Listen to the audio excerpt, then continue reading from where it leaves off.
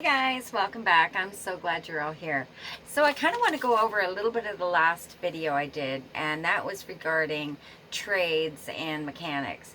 A lot of these things, you guys, you can pick up at secondhand stores or thrift stores or auctions even, if you want to get a little bit of stuff put aside and you don't want to pay the full price.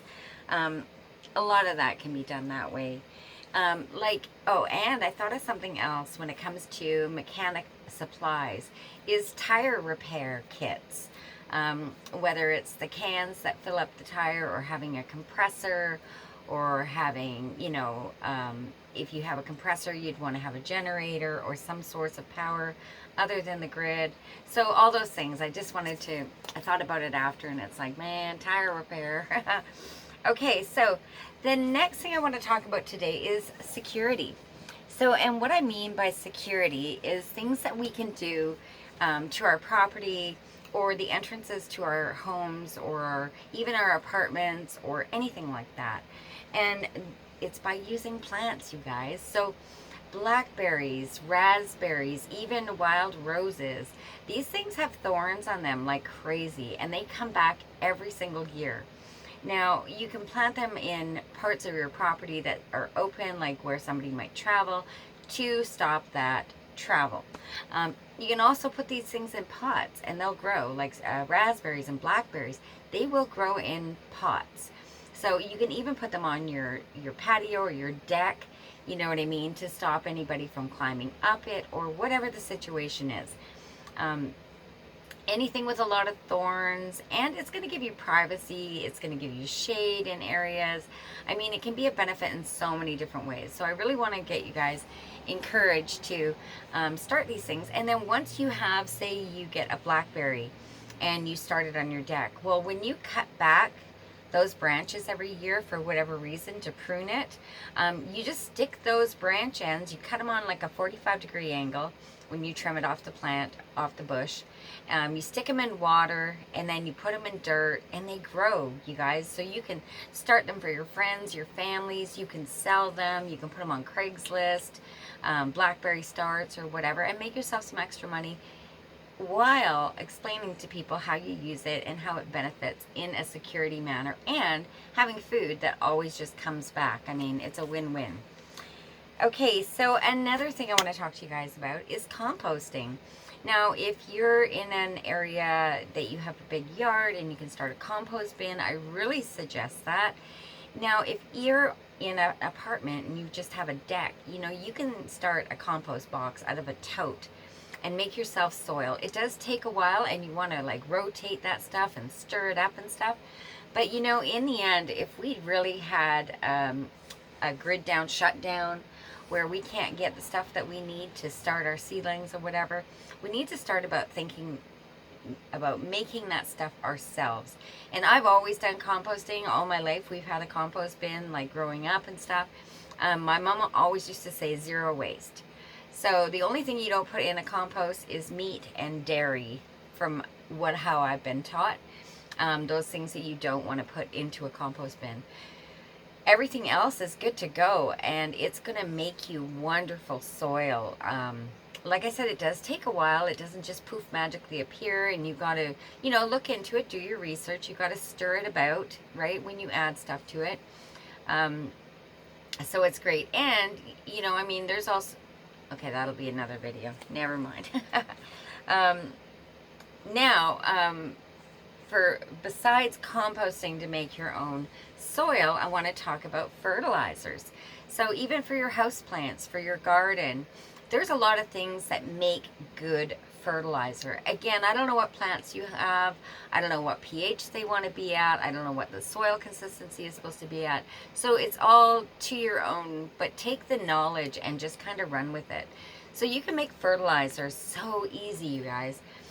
Things that you can put in just bins of water or jugs of water to make fertilizer, again, depending on your plant and what their needs are, is things like banana peels, eggshells, dandelion, especially the roots, right?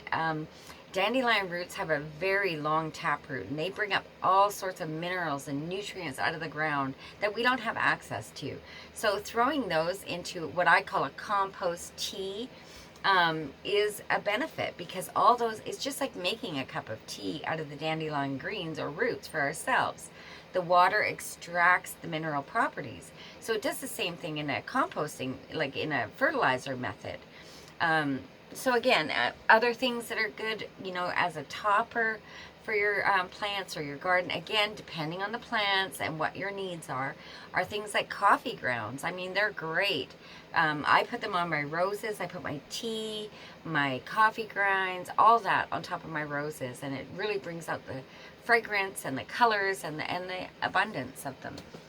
A lot of these things, like a lot of these plants, like if you have erosion on your property where you want to stop that erosion, lilac is one of the best things to plant. Now, keep in mind that lilac trees are a deer deterrent. So if there's areas that you don't want deers coming to your garden or whatever, lilacs not only are good for erosion control, but also for keeping your deers out. Now, if you want deers, you wouldn't want to plant those or keep them in a separate area. Yeah, okay, so other things that you can put into fertilizer tea. One plant that I'm going to do a video on, I have to be very careful, as some things YouTube doesn't like us talking about. But as for a fertilizer, comfrey is an amazing plant. It is a lot.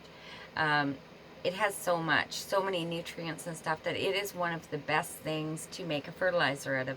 And not only a fertilizer, but you can do a method that's called chop and drop.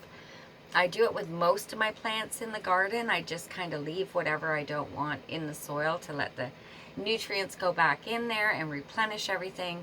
You can even use it as a ground cover, all these things.